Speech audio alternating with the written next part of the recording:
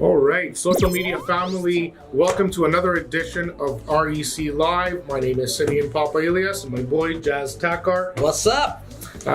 We're here to discuss a huge topic. Huge. Deadline was yesterday. It is the RSP season came to an end. So we're going to see a lot of the news change their tones. I'm hoping that everybody got to contribute what they were comfortable with and what they were allowed to. Into their RSP. Maximizing those tax savings is important to a lot of people.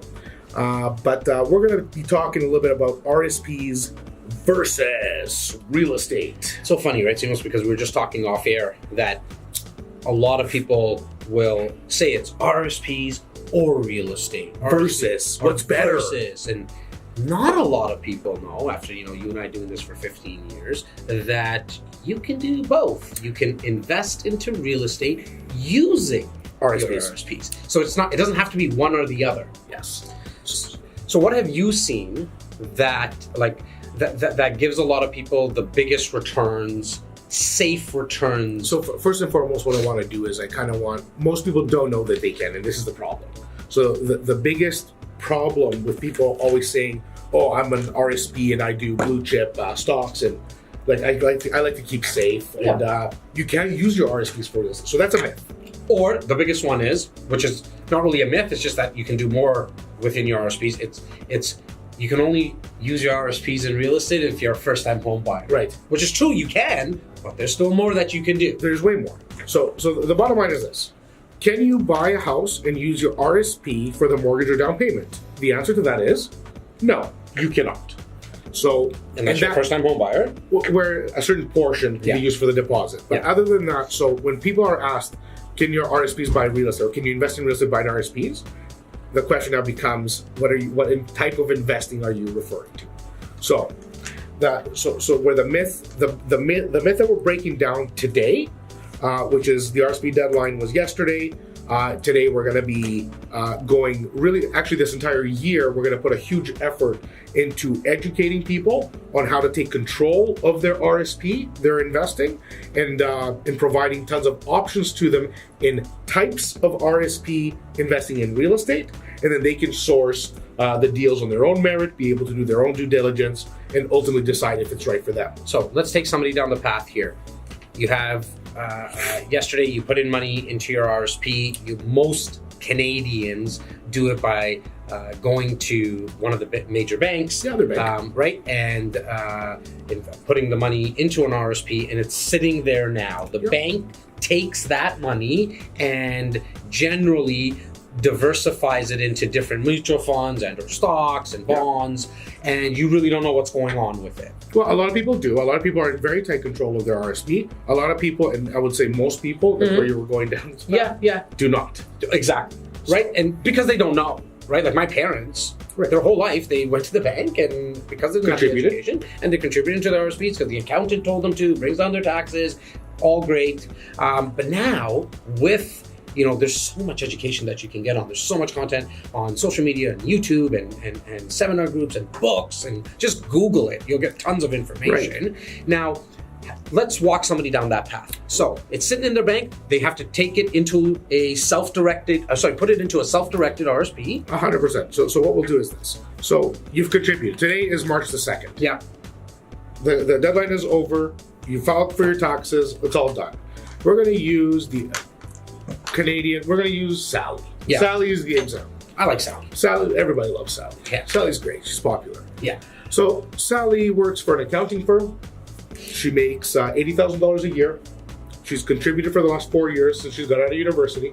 She's in her early 30s. Mm-hmm. She's sitting on $60,000 in her RSP. She contributed $10,000 a year for the last, 6 years, whatever. She has $50,000. Let's use round numbers. Mm-hmm. So she contributed, she has $50,000 sitting in her RSP. Sally is not happy with the performance of the big bank managing her portfolio. She's only seeing a 2% return, a negative 1% return, 3%, whatever the case may be. Most people are definitely not happy with the way their RSPs have been performing. And if you ask Out of 5 people, I bet you 3 would make a change immediately if they could. But people are busy. Sure. So this is, again, a way to invest the money in your RSP into things that you choose, that you deem to be a better road for you. So you take the money from this account. So let's start one step back. You're going to contact, there's at least 2 or 3 major institutions and trust companies that provide what's called a self-directed RSP account. Well, what's the common ones that we know, right? There's Community Trust, and then there's Olympia. Those are the most common ones. Those are the two major ones in Canada. If you're watching from the United States or anywhere else, please, you can reach us directly, and we can find out for you or help you down that path. But if you're in Canada, Olympia Trust and Community Trust are the 2 biggest ones. They provide self-directed RSP accounts. All you have to do is open an account. And that's what, like $150 for the year or something like that? It's not much. At the end of the day, there's about $1,000. Oh, is it? So the whole setup, the whole cost is going to go to about $1,000 between transfers and accounts and whatever the case may be. Not that it's typical, but that's from what I know, because I've personally done it. It can be up to, right? It can be up to, Okay. So you got to have enough money in there to make it worthwhile. Don't move $1,500 over. No. So you have $50,000 in the account. You're going to authorize a move. You're going to get the money placed into your self-directed account. Not a single thing has happened that triggers a tax flag or an action item. Nothing has happened. There is no tax occurrence. You're taking it from one RRSP account to another RRSP account. It's quite simple, right? Okay. So now it's in your own self-directed account. It's right here. Now you have an array of options. Now we get into the different types of investments that are RSP eligible, which include mortgages.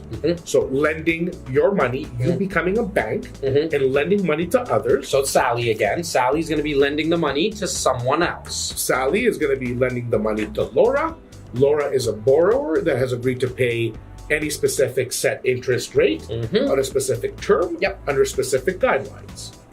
This is a very popular route because it's typically you're getting into secondary or private lending where you get to choose the home that you borrow against. So it has to be secured by real estate. It can't just be loans. No. So we're talking about secure loans. We're talking about mortgages. And which is great because you're secured on title, right? Well, you're now becoming a money provider. Exactly. So this you know what, Simeon? I just actually thought of something. Let's take Sally's $50,000 and lend that to Laura. And so Laura is going to pay. Is it safe to say? 8%. 8%. That's a typical private rate, for somebody in a good position. So what does that work out to be? $4,000 at the end of the year. Okay, and now she is that interest that Sally received for a 1-year term is going right back into her RRSPs again. Right, because this is income. So Sally could choose, actually. She could choose to take it as income, where she's going to pay tax on it, and it's not going into the RRSP. Right. Or it can go straight into the RRSP. I'm glad that you brought that up, right? Because you could use it as income, you'll get taxed in it in that world. Precisely. Or just put it back into your RRSPs. And now your RRSP is growing. Exactly. And it's not by the option. I like the option, right? Options. Options. So people don't know their options. This is why this is such an important conversation. So I love the mortgage investment. But let me finish. So the 8% was just the interest. Right. Now, in the private mortgage industry, there's going to be a lender charge. There's going to be a finance charge. There's going to be penalties if they have to re-extend. There's going to be fees. So typically, the return on a second mortgage is typically the average of 12%. Compared to 1%, 2%, maybe 3%. Is there a different risk profile? For sure. Is it more dangerous? The answer is no. Well, I'd say no. You choose. Yeah, but just using that example where Sally's lending the money to Laura, it's secured against the property that Laura's buying. But and Sally also gets to choose the loan to value ratio. Exactly. So it can be as safe or as dangerous of a game as you want it to be. You're going to gauge how aggressive you want to be. And by aggression, I mean when you go to 95% loan to value, you're also charging 20 points. Exactly. If you're going up to 60% loan to value, where any bank will go there, you're going to be charging 6 to 8%. For sure. Or whatever the case may be. So there's different risk profiles. It can be as conservative, safe, and stable as you want it to be. It can be as intense and as aggressive as you want it to be. And if you're Sally Pants 52 listening to this, like, you need to make that decision That's for right. yourself. Right? Right? I want nothing to do with this conversation other than open your eyes. Yeah. You finish contributing. Yeah. You may have $50,000, $100,000, $500,000, $1 million in your RSP. Yeah. You need to get smart. If you are interested in taking control of your RSP, if you're looking at making it grow at a specific rate, we can definitely advise and introduce people who can help you do that. We do real estate. We're simply educating people on their options in real estate investing. For sure. So we talked about mortgage investments. What's another common way to take your RSP and invest it into real estate? So the most popular that already exists is actually mortgage and REITs. Yes. So a real estate investment trust. A real estate investment trust is exactly, I shouldn't say exactly, it's extremely similar to a mutual fund. Yeah. A mutual fund is a shared portfolio. So you're going to make 8%, and they mix blue chip with some medium, with some high risk. But you come up with an average performance index. Yep. With a REIT, a real estate investment trust, typically they're going to have a couple plazas, some apartment buildings. They have a mixed, or they could be a specific type of real estate investment trust. But most big REITs are going to have a huge mix of commercial, office, apartment. Yeah. So they're well diversified, and typically they can either have a fixed return where they guarantee, I'm going to give you 6 points a year. Yeah. It comes in this form, or it can be an equity fund. Yeah. Where now you're buying shares of the fund and you grow with the fund. And there's just not, like, I find with investing into a REIT, for example, you don't have as much control where the REIT places the money, but you places your RSP and your investment, which is something that you might like, right? You might not want, and you might want to be hands off, and have somebody else control it. Correct, right? And that's completely passive. Yeah, but now part of your due diligence should become screening the team that's behind the fund. Obviously, So basically, you're looking at an executive panel where they're going to have a CEO, a CFO. They're going to have acquisition teams, etc. You need to look at their performance over time. And it's really no different than a mutual fund in that sense. Yeah. So if you're a savvy investor, you're not investing with the bank. You're going after fund managers. So Jas Takhar just went over to Manulife. Yeah. Chase your money down there because you know what Jas Takhar has done in the past for a mutual fund. So it's exactly like anything else. The savvy ones go down certain paths, and the lion's share of the people, though, always just go with a security, a safety blanket of a green, a blue, or a red sign. Right. And they'll take their 4 points, and they're... Unfortunately, I'm hoping today we inspire you or we pique your curiosity. I'm so glad that you brought this topic up, right? Because it's something that people need to hear.